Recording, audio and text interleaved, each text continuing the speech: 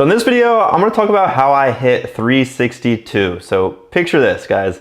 It was my sophomore year of college at NC State University, and I hit 362.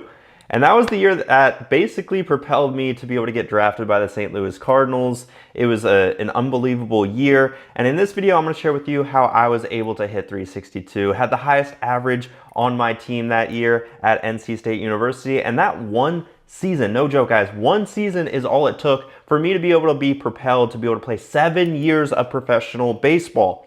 So there are really 3 things that we're gonna be talking about in this video here today. And that is work ethic, consistency, and the drive that is necessary to become a pro baseball player. So let's talk about work ethic real quick. So let's get into this.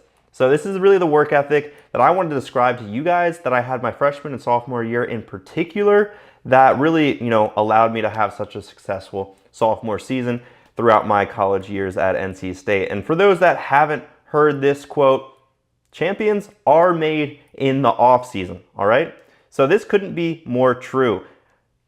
This basically took 1 full year before getting under the bright lights that helped me get to where I was at. So let's rewind just a little bit. So I attended NC State University, for those that don't know, and I earned a scholarship as a two-way player, meaning I was looked at as a pitcher and a position player. I remember throughout the travel ball circuit in between my junior and senior year, I played on FTB. I was mostly a pitcher for that FTB team, and I played maybe 1 or 2 games. It wasn't a lot of middle infield. We had some studs on that team that are currently in the big leagues right now. So I was looked at as a pitcher, realistically. My freshman year, once I stepped foot on campus, I thought I was gonna be a pitcher. Everyone looked at me like a pitcher. Everyone, I was put on the throwing programs for, the pitchers. I just wanted to be a pitcher because I feel like that was what I was best at the time. So that dream did come true, believe it or not, opening weekend. And I was the starting pitcher Saturday. And for those that don't know, the Saturday starter is basically the second best in the rotation. So being a Saturday starter your freshman year is a huge honor. And that basically meant that I impressed these college coaches at NC State, my college coaches, enough that they felt like they had enough trust in me to be able to pitch opening weekend. And I actually got a dub my first ever outing. It was against Davidson. I gave up only 1 run. I think I went 5 innings. I got my first collegiate dub. It was awesome. And they basically thought I was going to be the second best pitcher on the staff. And after a couple of poor performances on the mound, it was actually my second outing. It was against Coastal Carolina. I went 2/3 of an inning. I didn't even make it out of the first inning as a starting pitcher. I gave up 6 earned runs, and I did not throw a pitch over 85 miles an hour. My arm was kind of getting a little bit tired at the moment, and also I implemented a new throwing program, which I highly do not recommend in the middle of the season. But I was basically thrown into the bullpen after this, and I quickly realized the bullpen life is not for me. So yeah, it just was not as entertaining as playing every single day in the infield or just being what I quote as an athlete, right? So there's a lot of POs out there that just throw the ball and just pitch, and props to them if they're very good at it. But for me, with my energy, with my style of play, I like being active. I like playing every single day, and being thrown in the bullpen was not really it for me. So I quickly realized I just wanted to stay active. And this happened all during spring break, my freshman year, 2015. We don't really have spring break, to be honest with you guys, but we took a trip down to South Florida. We played against FAU down in Boca Raton, and then we also played the University of Miami later on in the weekend series in the ACC, obviously. So we were in Miami my freshman year, and I was being the active player that I knew I wanted to be. And I was a freshman, mostly known as a pitcher, and I was tracking down fly balls during batting practice, all right? Picture this, guys. And I almost collided with our star center fielder. He was a senior at the time, and that's just a big, big no-no, right? If outfielders are trying to get reads, let them get reads, right? And I was a pitcher, a freshman, all right, trying to track down fly balls in front of the senior center fielder. I didn't even play outfield. I was just trying to run around and be active, all right? So the coaches quickly reeled me into the infield and said, hey, Evan, Mendy, go take some ground balls, get out of the outfield, get out of their way, just let them do their thing, take some ground balls. So they started hitting me some fungos, and that's the ignition of my work ethic, really. So that allowed me to pursue basically my secondary passion, which was to be able to showcase my abilities as a position player. All right, so this is something that a lot of college baseball programs would not allow you to do. All right, these powerhouse, Power 5 colleges, for the most time, like, you go to a school as a PO or a position player. You don't really get the opportunity many times as a two-way. But I didn't have the most success my freshman year as a pitcher, and I wanted to transition as a position player. And a lot of these programs would say, hey, go kick rocks, go to JUCO, we'll come, look at you if we feel like you're a good fit for us again, right? A lot of the times, they never get those JUCO players after they send them off because they don't just have the trust in them anymore. At NC State, my coaches ultimately had the trust in me to be able to help me pursue that dream, all right? So this was the spark of my work ethic, and once we got back into Raleigh, this is what happened. I started hitting off of our machine in the cages. We didn't have crazy nice facilities, but we had all the resources that I needed to get better. So we had an automatic machine, and it was the best, guys. We only had 2 cages. We had our own pin pad or whatever, and any time that machine would basically break, I literally, which happened a ton, guys. It happened on my watch a lot. I was the one who instantly had to become a mechanic, right? So because all I wanted to do was really just get work in, to swing the bat, just feel more comfortable in the box, right? So this reignited my love for competing and hitting in the cage and just getting that work in. Being a pitcher, I didn't feel like I really got that work in as hard. I don't know if that's the right word, but hitting, I feel like I could do for hours on hours on hours. And I just wanted to keep chasing the dream of proving everyone that I'm not just a PO. I'm a really good position player. I'm a really good shortstop as well.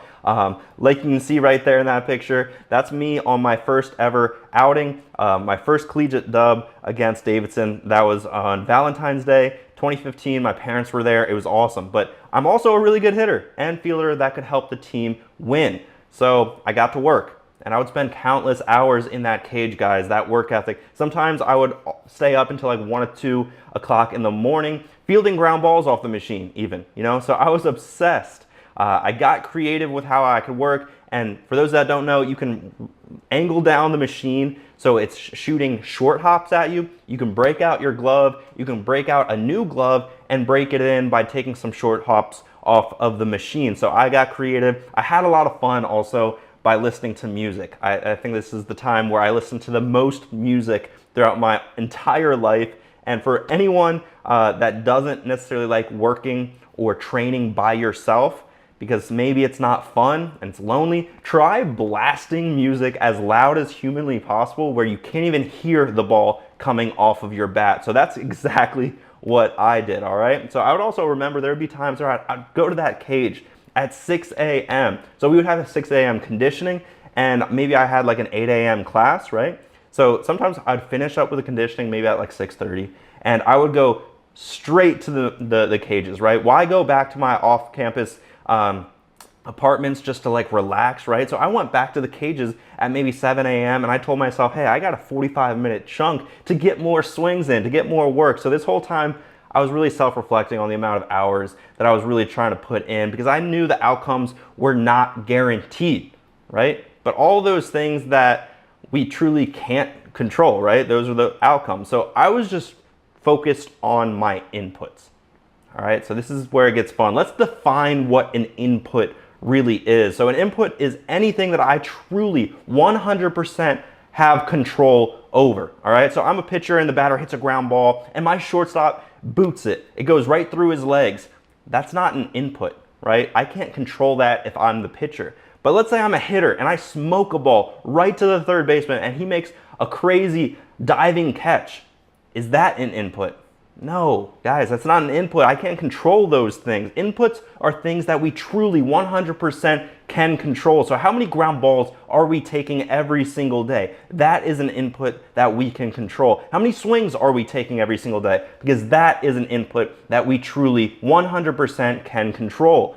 How much sprint and agility work are we putting in? How hard are we getting after it in the gym? What foods are we eating? Are we taking care of our hydration? All of these things, guys, are inputs. They truly are. We can control them no matter what, right? Doesn't matter the circumstances, doesn't matter if it's day, night, if it's cold outside, if it's hot outside, if it's summer, if it's winter, if you have a huge test, you have finals, it doesn't matter. These are all inputs we truly can control. So my work ethic my freshman year, leading up to my sophomore year, guys, this is the big mic drop, right? I just controlled it all. I controlled all of those inputs and I stayed consistent. So that's number 2.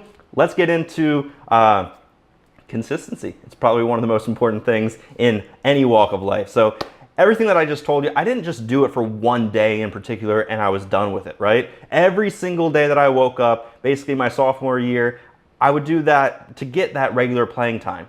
And I would truly go that extra mile to be able to do everything that I've been able to accomplish. So I'm so happy that I did that. And you might be asking yourself, like, how did you stay consistent? What's the key? What are the takeaways of just staying consistent? And my answer is super simple. I think baseball is a very complex game. To hit a baseball 98 miles an hour with running in on your hands, or maybe a wipeout slider at 91 or 92 miles an hour, it's very complicated. There's a lot of things going on. So keeping it super simple. Just take the thoughts out of it. Don't think, right? I think our minds are very, very strong and you don't want to be thinking in this game too much, right? So you simply just do what you prescribe yourself for the day before, all right? So when you go to bed, you tell yourself X, Y, and Z are things that I'm going to do tomorrow. And the next day you do X, Y, and Z basically whenever you can, but whenever you have that thought, you just do it, all right? Success will reward the speedy. That means the people that have that thought of let's just do it, let's just get it out of the way, how quickly can we turn on that switch and actually perform the things that we told ourselves that we wanted to do? Because we all know these thoughts will creep in and that's totally normal. Those feelings will tell you that it can just wait until after dinner, or it can wait tomorrow. It'll wait, right? Or you just simply don't feel up for the challenge. Let's be honest, there's gonna be times where you feel sick, you feel tired. All those things are going to be excuses. All those things are going to be battles. Those are going to be wars every single day. So to stay consistent, you must eliminate all these thoughts, all these feelings, right? And my good friend, Jacob Barefoot, shout out to him. He was one of my homies at NC State. He told me this Yoda quote from Star Wars, and it really stuck with me. There is no try. You either do or do not. And I think this is a huge message for any high school baseball players that are listening to this message right now, because a lot of you guys will tell me, yeah, I've been trying to get my exit velo up. There is no trying, guys. I've been trying to throw harder. There is no trying. I've been trying to run faster. Guys, there's no trying. I've been trying to email college coaches. Guys, there's no trying in that. You're either doing it or you're not. And it's very, very black and white. So the next time you find yourself telling yourself you're trying your best, ask yourself if you're doing or if you are not doing, guys, all right? So because this is, in my opinion, very black and white. And this overall mindset is what I love to teach inside my academy. So if you're a current high school baseball player looking to develop your skills and to play in college, subscribe here on my YouTube channel to learn more on how you can do this, all right? So step number 3, the drive, right? The drive. So let's get into how we can create that drive, because that's ultra important in our work ethic and how to be able to hit 362. So to become the best player on our team, this is the hardest one to truly just grasp the understanding, right? So because nobody will actually give this to you. I think that's the weird thing. The drive cannot come from your mom. It cannot come from your dad. It can't come from your brother, your sister, your coaches, your teammates, none of it. Your teachers, that drive isn't going to be given to you. You have to find it from within. So you have to be the one that lights the fire, keeps the fire burning, and adds to the fire when you know you need it. All right? So this drive, again, guys, is never taught. And this drive is internally learned through repetitive motions. All right, so these repetitive motions are what we will be doing consistently to get better. All right, overall, we just want to get better. And this is not just talking about baseball. All right, this is how we approach anything in the world, anything in life. For those who have had the opportunity to speak with me on a call, you understand Navy SEALs are not born elite, right? They handle their business, which makes them elite, right? They go about their business a certain way, which makes them elite. They're just like us. They're humans. but they're elite humans because of the way that they do things, right? And we all know that it's just not structured on how they approach maybe one thing or their mission or whatever. It's really about how they structure their entire life. All right. So when it comes to your drive as a baseball player, it is best to understand that no matter what you want to do in this world, it will require a certain level of drive. And I hope you have a better understanding of what I did throughout my 2 years after basically playing at NC State University, which helped me hit 362. That led me to get drafted. Now, you already like learning from me. I already know that you are if you've made it this far. So if you have made it this far, and if you are someone who you know is a serious baseball player in high school looking to take their game at the next level, what I want you to do literally right now, okay? Don't wait around, is go ahead, head over to MendozABaseballAcademy.com. I will guide you step by step on what you need to do to successfully land a college scholarship, guys, and to be able to play at the next level.